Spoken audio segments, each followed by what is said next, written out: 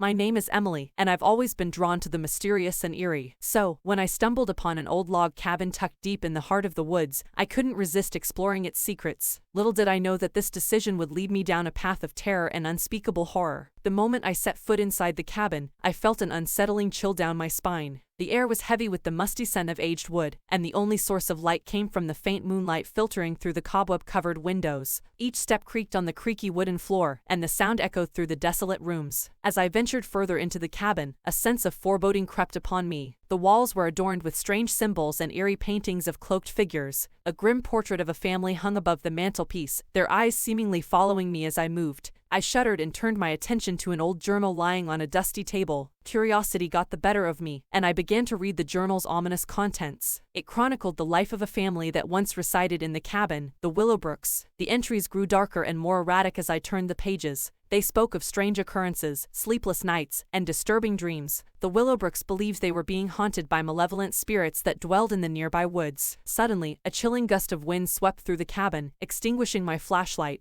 Panic set in as the darkness enveloped me. I fumbled for my lighter, praying for a spark of light to pierce the blackness. When the flame finally flickered to life, I realized I was not alone. A spectral figure stood before me, draped in tattered garments. Its hollow eyes bore into my soul, and an icy grip clamped around my heart. Paralyzed with fear, I could do nothing but watch as the apparition glided towards me, emanating an aura of malevolence. Summoning every ounce of courage, I bolted for the cabin's entrance, but the door slammed shut before I could reach it. Trapped, I turned to face the ghostly presence, whose sinister smile sent shivers down my spine. "Welcome to Willowbrook, Emily," a voice echoed through the room. "You've awakened us from our slumber, and now, you must pay the price." With those chilling words, the cabin seemed to come alive. The walls groaned and shifted, the air grew thick with despair, and unseen forces toyed with my sanity. The paintings on the walls distorted into horrifying images, and the symbols etched into the wood glowed with an otherworldly hue. Haunted memories and suppressed fears resurfaced, taunting me relentlessly. It was as if the cabin fed on my anguish, relishing in my torment. The spirits of the Willowbrook family manifested around me, their faces contorted with anguish and rage. Terrified, I desperately tried to reason with them, but they remained relentless, their spectral forms closing in on me. I stumbled backward and tripped over an old rug, revealing a hidden trapdoor beneath. Instinctively, I sought refuge in the depths below, hoping to escape the malevolence that plagued the cabin. The trapdoor led to a dank cellar, a labyrinth of darkened corridors that seemed to stretch endlessly. In the distance, faint whispers echoed, tormenting my mind. As I navigated through the gloom, I encountered disturbing scenes, symbols etched into the walls, crude drawings of nightmarish creatures, and more journals recounting the family's spiral into madness. I realized that these spirits were trapped in an eternal loop of suffering, their tortured souls yearning for release. But how could I free them? Following my instincts, I stumbled upon a ritual chamber hidden deep within the cellar. Candles adorned an eerie altar, and a worn book rested upon it, a tome of dark magic and forbidden knowledge. Gathering my courage, I began to recite the incantations from the book, hoping to break the cursed cycle and free the tormented spirits. As I uttered the final words, the air around me crackled with energy, and a blinding light engulfed the chamber. When the light dissipated, the spirits of the Willowbrook family were gone. The oppressive atmosphere lifted, and the cabin returned to its dilapidated state. A serene silence settled over the woods. As I emerged from the cabin, I felt a mixture of relief and sorrow. I had released the spirits from their torment,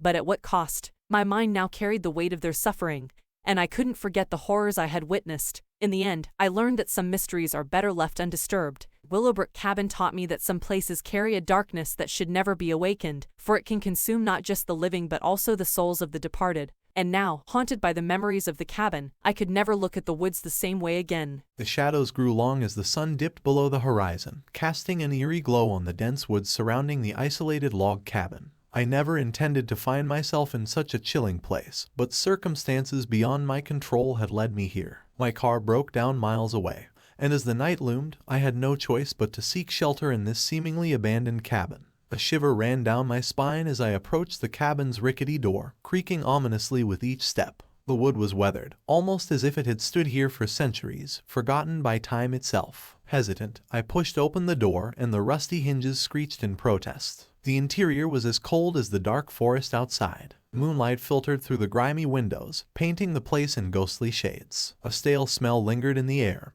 and cobwebs hung like curtains, hinting at the long vacancy of the cabin. I quickly lit a lantern that I had brought with me, hoping its feeble glow would ward off the encroaching darkness. Ignoring the unsettling feeling that crawled under my skin, I set my bag down, seeking any signs of life within the cabin. As I explored the dusty, dimly lit rooms, it became evident that I wasn't alone. Whispering voices echoed through the halls, just out of earshot, teasing me with their cryptic messages. Get out, run, leave while you still can. I tried to dismiss the voices as figments of my imagination, attributing them to exhaustion and fear. But then came the chilling laughter that cut through the silence, freezing me in my tracks. The voices seemed to converge, growing louder and more sinister. Unease gnawed at me, and I decided to find solace in sleep, hoping the morning light would reveal this nightmare for what it was, a hallucination brought on by fear and fatigue. Yet, as I lay in the narrow bed, I couldn't shake the feeling that I was being watched. Suddenly, a faint scratching noise emerged from the walls. It started softly, like the scurrying of mice, but soon escalated into something else entirely. The scratching evolved into sinister whispers, as if invisible fingers were dragging across the logs, seeking an escape from the confines of the cabin. I couldn't bear it any longer. I leaped from the bed and, clutching my lantern, dashed outside. The forest was cloaked in darkness, and I was disoriented. Fear gripped me, urging me to flee, but my instincts told me that leaving would only worsen my predicament. Against my better judgment, I returned to the cabin. The whispers followed me, echoing in the dense woods as I stepped back inside. My heart pounded like a drum as I searched for the source of the unsettling sounds. In one corner of the cabin, I found an old, moth-eaten journal. It was filled with erratic handwriting, describing strange occurrences and delving into tales of malevolent spirits that haunted the area. One entry, dated decades ago, recounted the story of a reclusive family that once lived here, deep in the heart of the woods. Their isolation led them down a dark path of madness and despair. The journal spoke of a night when they performed a forbidden ritual, hoping to gain power beyond comprehension. Instead, they unleashed an ancient evil, which cursed the cabin and the surrounding forest. Trembling, I read further, learning of the entity's insatiable hunger for souls, luring unsuspecting victims into its web of terror, tormenting them until they became one with the darkness. The journal's pages seemed to absorb the moonlight, and the sinister stories within became more vivid, more real. Suddenly, the lantern's light flickered and died, plunging me into absolute darkness. Panic set in, and I felt a presence closing in around me. The whispers transformed into mocking laughter, surrounding me like a nightmarish choir. With trembling hands, I fumbled for a way out, desperate to escape the malevolence closing in on me. But the cabin had other plans. The walls seemed to shift, their wooden embrace tightening around me, trapping me within the cursed structure. Gasping for breath, I fought to break free, but it was futile. The cabin was alive, feeding off my fear, and it would never let me leave.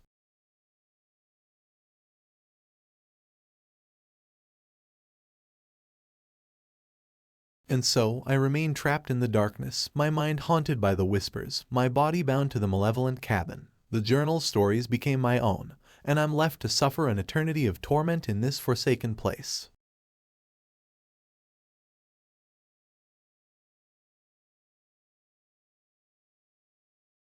If you ever find yourself near this cursed place, I implore you, stay away. The evil that resides within cannot be contained, and once it senses your presence, it will never let you go.